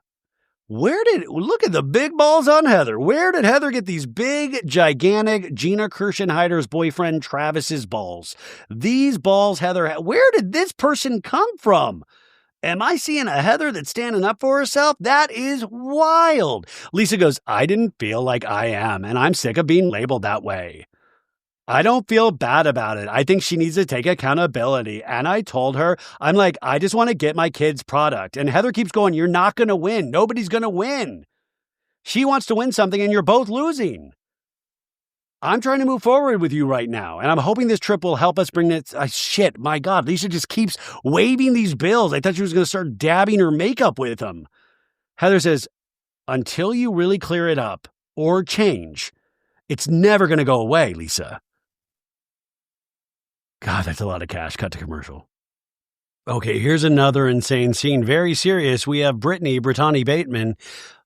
She's at a coffee shop. She orders a steamer and a coffee, and Olivia, 19 years old, her daughter, is walking across the street. And remember, she's had a very troubling relationship with her two daughters and have not spoken to her daughters at many moments in time, right? And so I never thought her daughter or her daughters or her daughter would film at all. So this really blew me away. And I think this actually takes a lot of courage on her daughter's parts. And Brittany's like, hey. And the daughter's like, hi. And the daughter's like, can I hug you? And it's very awkward hug, you guys. And Brittany's like, thank you. And Brittany in a talking head says, my reading with Terrence was literally like prophetic. And Terrence, we flash back, goes, you feel disconnected from someone in your own family. And she's like, my daughters. And he's like, spend some time getting to know her all over again. And Brittany's like, okay. Does it say anything about Jared in those cards? Brittany says, it just made me realize that I need to take a step back in my romantic relationship to focus on what's really, really important, which is first and foremost my daughter. Yeah. Brittany says, and it's giving me the courage to do that. Psychics will do that. They'll give you courage. And Brittany's like, I got you a steamer. Do you get it? And her daughter's like, no. You don't know what I'm talking about? A steamer. A Cleveland steamer. No, she goes, a steamer. Like when you were 4, you threw that tantrum that you didn't get any coffee. But usually I would just buy you steamers, and that's what you called coffee. And you really don't remember this? And she's like, Mom, I was 4. Because we were in Starbucks and you were kicking and screaming. I'm not kidding you. Screaming at the top of your lungs. I want my coffee. And everyone was looking at me like, what kind of mom are you? You give your kid coffee? Which is weird because a lot of people, even though we love Brittany, are going like, what kind of mom are you? And Brittany's like, no, I was like, it's a steamer. It's a steamer. It's a steamer. Anyways. And then Olivia's like, that's funny. That's funny. And they're just staring at each other. She says in a talking head, with my daughters, when I got divorced from their dad, I just desperately tried to create this perfect, happy family. So I got married again. And we're seeing photos from 2011 with her daughters. So Brittany got married again, but she says, I was constantly caught in this tug of war between husband, children. And I'm thinking, oh, I can finally get to my kids when I'm a good enough wife. Oh God, you guys, that's dark because there shouldn't be a tug of war, with the husband and kids. It should be all one, right? That's what we would want. And she says, and then eventually my kids moved in with their dad. And so I failed miserably. Britani says, "Thanks for meeting me." She goes, "Yeah, do you remember the last time we tried this?" And Britani goes, "No." And Olivia's like, "You were 4 years old at a Starbucks." No, Olivia goes, "I had like a 30-minute break between jobs. So I came over to your house, planned to meet up. And then Jared came at the same time, and you guys just started making out in front of me. Didn't even glance at me," she says. So I guess the difference here in this is that a man you were dating was there for the first one. So now that he's not here, you're giving me your full attention, which I appreciate, but I want you to want to get to know me and to want to spend time with me over anyone, especially someone that you're dating, not dating, who knows? Brittany's like, "Oh my God, not dating. What have you heard? What have you heard? What's the word on the street? Did Jared say we're not dating?" No, this is horrific. And I just hate that, like, Brittany filters usually things people say to her about her relationships, and it never seems to really land in any sort of real way, which I have to imagine is incredibly frustrating for anybody that talks with Britani. I just love that Britney's potentially thinking this whole time of like, "Oh my God, you're such a cockblock. Like, you're like complaining that your mom's getting some. Like, let me get some. Jeez." Anyways, they're staring at each other again. And then Brittany goes, "I know. I don't even know. I don't even know why that happened. I really don't. I've been in the habit of choosing men for so long because I have kids that I don't even get to see. So it's like," and Olivia goes, "Yeah, but wait. You can't put that on us. You can't put that on us. You can't talk about how sad you are because you don't have kids who don't talk to you." And Brittany's like, "I'm not. I'm trying to get to know you, but you suck." I mean, she goes, I'm trying. But this is just so sad the way Brittany seems to have filtered this. And Olivia's, like I said, I just think so amazing to be able to really succinctly put this and how this has made her feel. It would make anybody feel this way, right? In a talking head, Olivia says, "My mom was everything that you would want in a mom. So present in our lives. Every field trip, every dance recital, every school talent show, she was there. And she was so much fun," Olivia says. "I was 12 when she got remarried. And it was like somebody flipped a switch in her brain to turn that person off completely. And so to go from, I love my mom, to she comes with me to everything, to be begging for her attention. It was so hard because I knew that she can be a loving mother who cares about her kids. I know it's in her." She tells her mom, "I just think that it's important that you take accountability and realize that I wanted a mom." I hate that she used past tense in there, but she probably goes, "I accept at this point that I don't have a mom and I have to live my life." But it's also, you got to think, give a little empathy to Brittany of like, what is that switch? What was it? Was it that the divorce shook her up so much that she thought, I am only somebody if I am with somebody, and if I found this person and I'm going to be with them, and I've got to make sure this works and I've got to leave behind any baggage, and her kids were the baggage? But Olivia's like, "Yeah, Mom, what kid is like, I don't really want my mom to raise me? I would really love to talk to my dad about periods. That's ideal." And Brittany's like, "That is so sad." Brittany's like, "What's periods?" No, Brittany's like, "That is so sad. That's so sad, Olivia. I'm so sorry.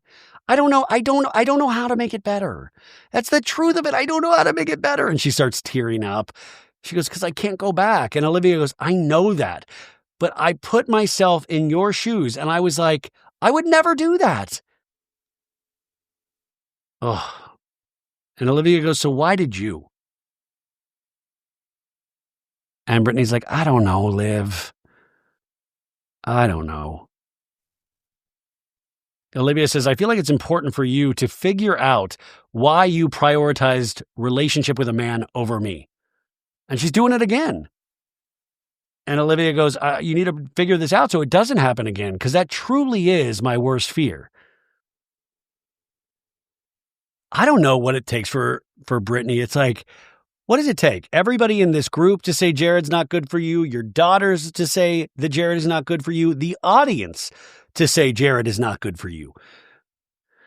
I mean, Jared is a typical dude, man. Like, Jared we all know a Jared.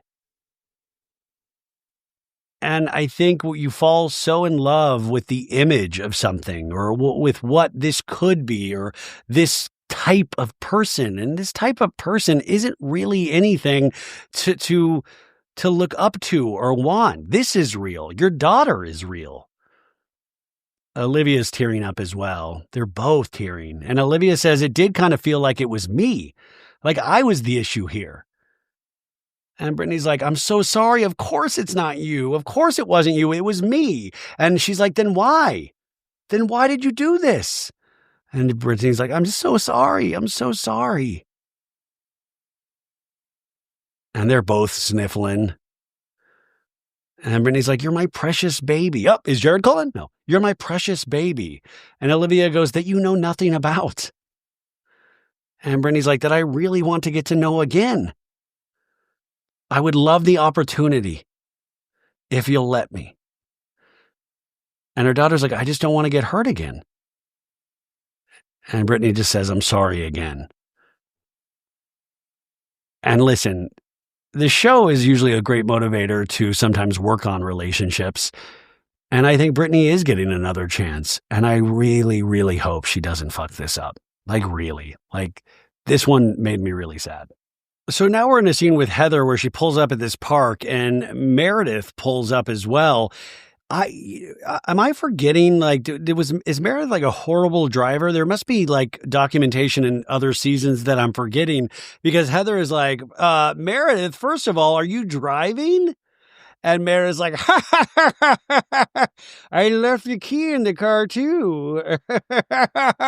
And Heather's like, this is your first set of wheels. And Meredith goes, this whole driving car thing has really evolved in recent years. He's like, I remember when it was a horse and buggy. Yeah. So Heather gives a coffee to her and they start walking. And Meredith just keeps chuckling.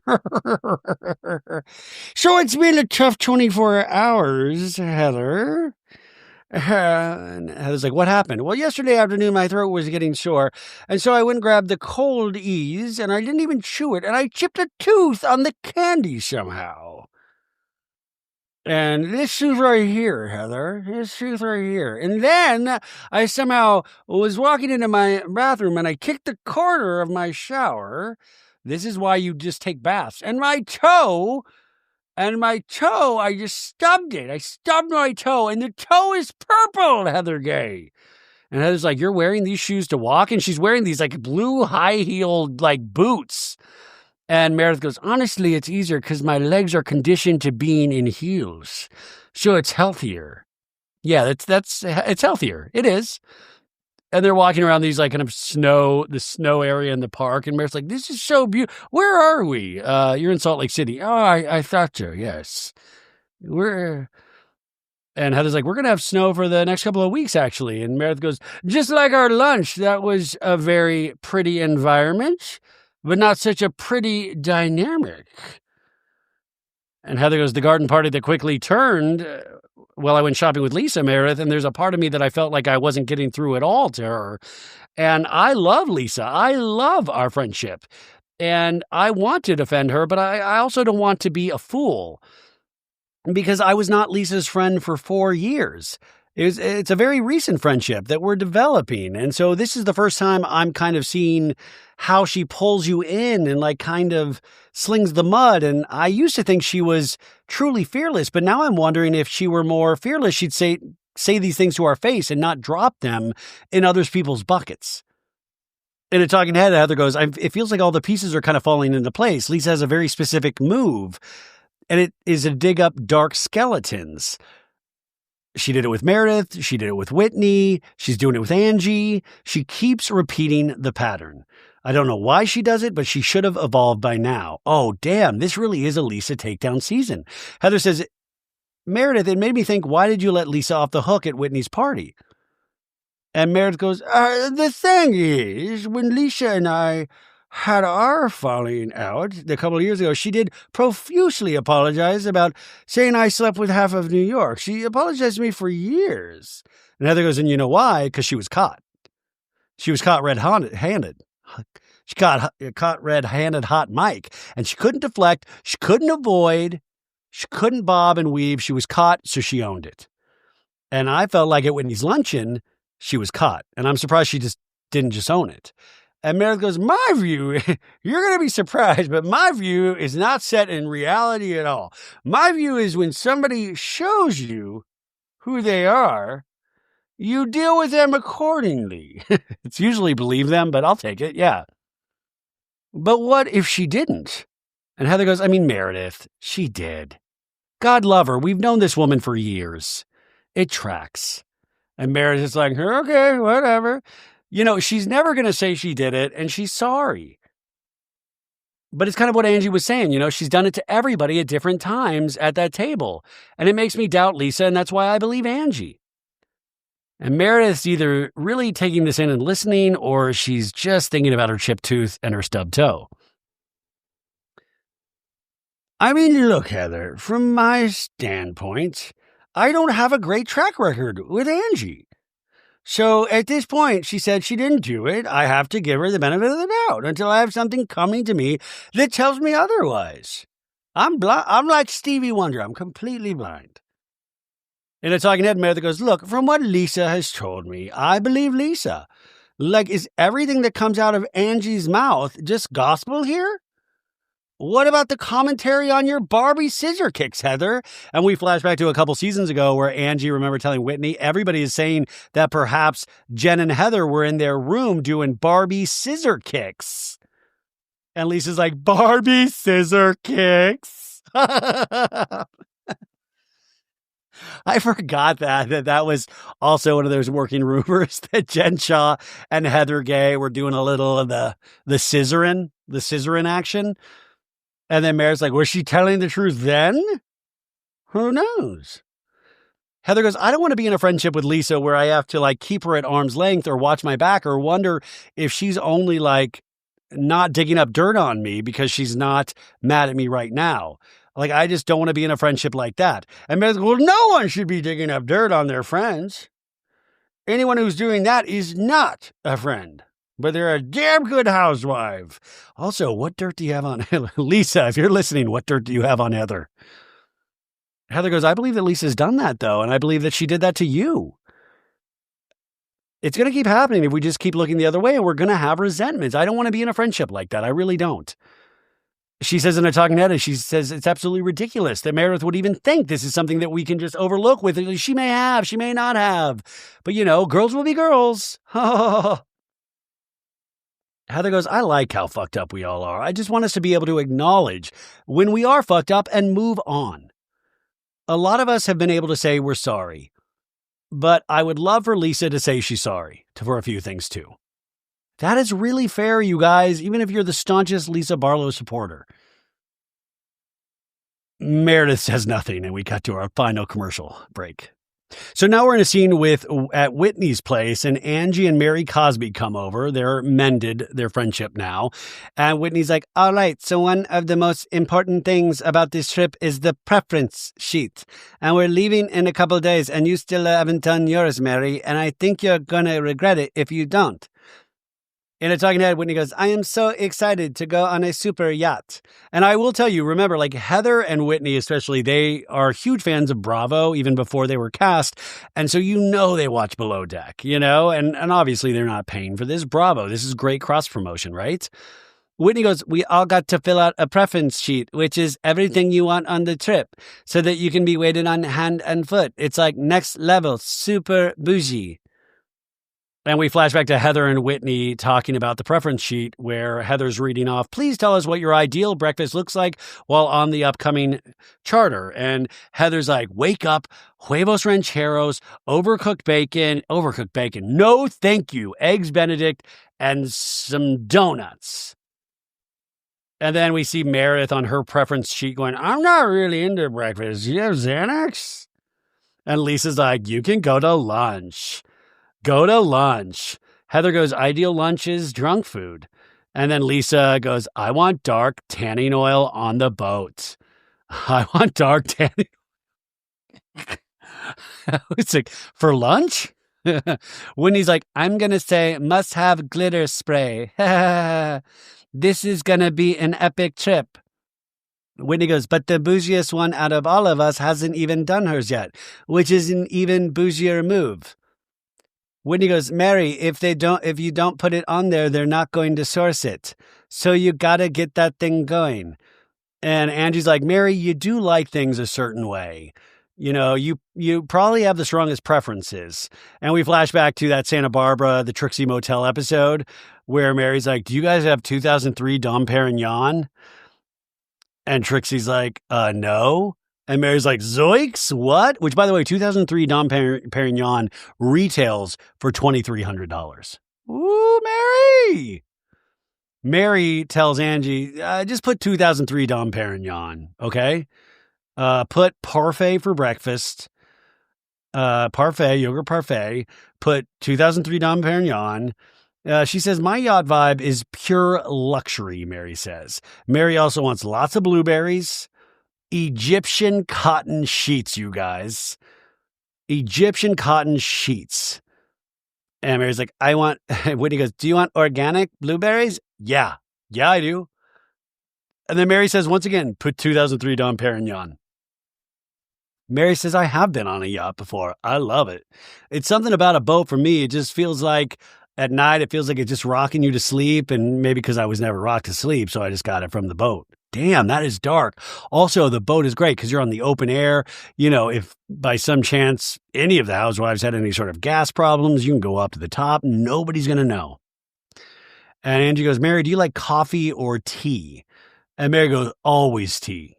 Always tea. And then Angie goes, speaking of tea, nice segue there. Speaking of tea, have you guys seen all the tea on Bronwyn floating around on the internets? And when he goes, have you seen what's out there, Mary? And Mary goes, no. Mary's like, what's the internet? And when he goes, like, just today, the first thing I saw was Bronwyn allegations of identity theft.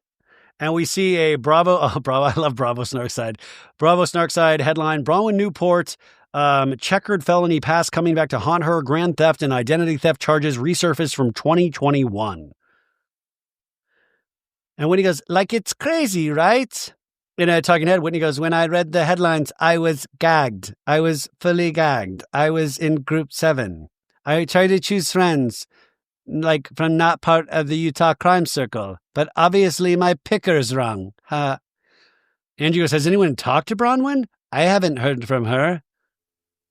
And they're all staring at each other. And then all of a sudden we, and we're at the Edison House Social Club all of a sudden.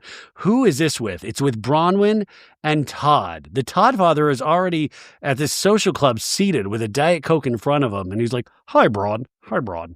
You know, he's actually more chipper than he was in the first scene. It would have been awesome if he had like a fucking sundae with a bunch of cherries just waiting for her. So Bronwyn's walking in and he's like, how are you doing, sweetheart? How are you doing, sweetheart? So a nice Todd, right? And he goes, I got you a drink that you like. I loaded myself on Diet Coke, so I'm good to go. Everyone's like, so what are we going to do? I know you saw my messages, these ridiculous headlines. And he's like, yep. Bronwyn in a talking head says, there's 2 separate things happening here. There are mistakes I made in college. We're talking 20 years ago. I think I had an eviction notice after I left BYU, and I had to pay it later. And then they're saying that I allegedly committed crimes current day in the last year or so. Identity theft, grand theft, fraud, all of those are things listed under that penal code. What actually happened was almost 10 years ago. Nothing recent, but it's been a case that was dismissed and then later sealed, and I really legally can't talk about what my involvement is in that. You do wonder why something like that was sealed, and was that something a working of Todd and Bronwyn together? Like, why was that sealed? I'm sure we'll find out much more about that, and I'm sure people have already dug really deep into this, because if there's one thing I know about Bravo fandom, we're super chill, and we don't dig into things like this at all. Anyways, Todd goes, this lying bullshit online, in the press. Uh-oh, he's turning into the Incredible Hulk Todd. It affects all of us, Bronwyn, personally and professionally. I know. Is this going to cause a problem for you at work?